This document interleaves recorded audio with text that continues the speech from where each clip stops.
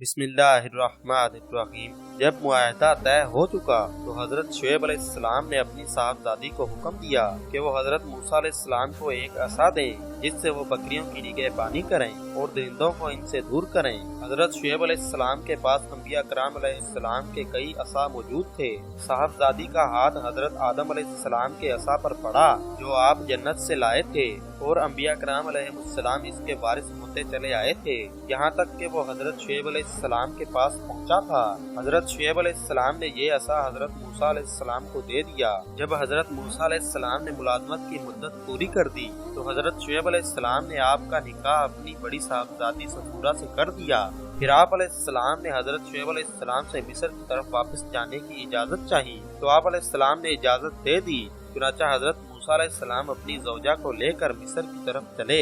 سفر کے دوران جب آپ ایک جنگل میں تھے، اندھیری رات تھی، سردی شدت کی پڑ رہی تھی اور راستہ گم ہو گیا تو اس وقت آپ علیہ السلام نے کوہ طور کی طرف ایک آگ دیکھی۔ اسے دیکھ کر آپ علیہ السلام نے اپنی گھر والی سے فرمایا، تم ٹھہرو، بے شک میں نے ایک آگ دیکھی ہے، شاید میں وہاں سے کچھ خبر لاؤں یا تمہارے لیے کوئی آگ کی چنگاری لاؤں تاکہ تم گرمی حاصل کرو۔ جب حضرت موسیٰ علیہ السلام اپنی زوجہ محترمہ کو اس جگہ چھوڑ کر آگ کے پاس آئے تو برکت والی جگہ میں میدان کے اس کنارے سے جو حضرت موسیٰ علیہ السلام کے دائیں ہاتھ کی طرف تھا، ایک درخت سے انہیں ندا کی گئی، اے موسیٰ، بے شک میں ہی اللہ ہوں، سارے جہانوں کا پالنے والا ہوں۔ جب حضرت موسیٰ علیہ السلام نے سرسبز درخت میں آگ دیکھی تو جان لیا کہ اللہ تعالیٰ کے سوا یہ کسی کی قدرت نہیں اور یقیناً جو کلام انہوں نے سنا ہے اس کا متکلم اللہ تعالیٰ ہی ہے۔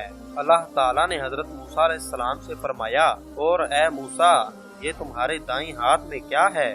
آپ علیہ السلام نے عرض کی، یہ میرا عصا ہے، میں اس پر تکیہ لگاتا ہوں اور اس سے اپنی بکریوں پر پتے جھاڑتا ہوں اور میری اس میں اور بھی کئی ضرورتیں ہیں۔ اللہ تعالیٰ نے حضرت موسیٰ علیہ السلام سے ارشاد فرمایا، اے موسیٰ، اس عصا کو زمین پر ڈال دو تاکہ تم اس کی شان دیکھ سکو۔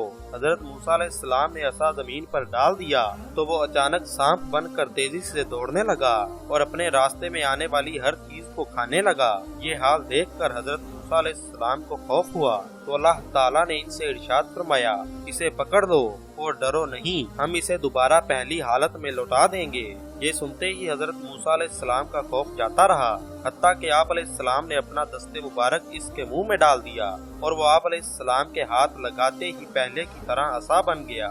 حضرت موسیٰ علیہ السلام سے مزید فرمایا گیا، اپنا ہاتھ اپنی قمیض کے گریبان میں ڈال کر نکالو تو وہ کسی مرض کے بغیر سفید اور چمکتا ہوا نکلے گا۔ چنانچہ حضرت موسیٰ علیہ السلام نے اپنا دست مبارک گریبان میں ڈال کر نکالا تو ویسا ہی چمکدار نکلا۔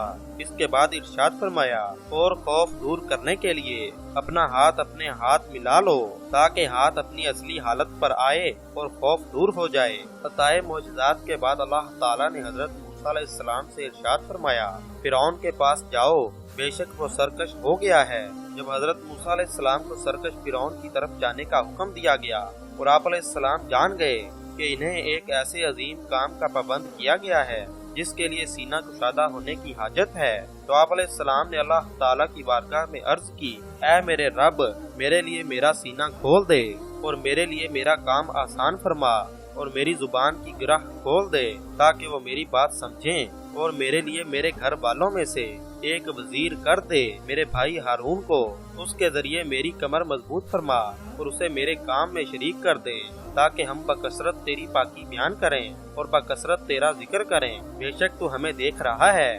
حضرت موسیٰ علیہ السلام کی اس درخواست پر اللہ تعالیٰ نے ارشاد فرمایا، اے موسیٰ، تیرا سوال تجھے عطا کر دیا گیا ہے۔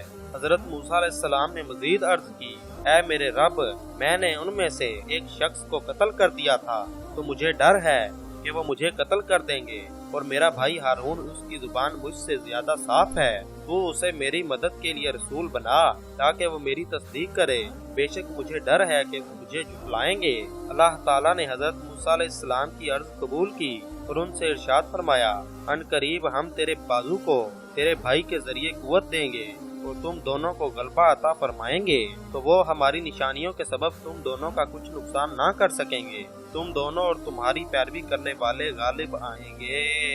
تو امید کرتا ہوں کہ آپ کو آج کی ویڈیو بہت پسند آئی ہوگی۔ ایک مرتبہ درود پاک پڑھ لیں، اپنا بہت سارا خیال رکھیں، دعاؤں میں یاد رکھیں۔ اللہ حافظ۔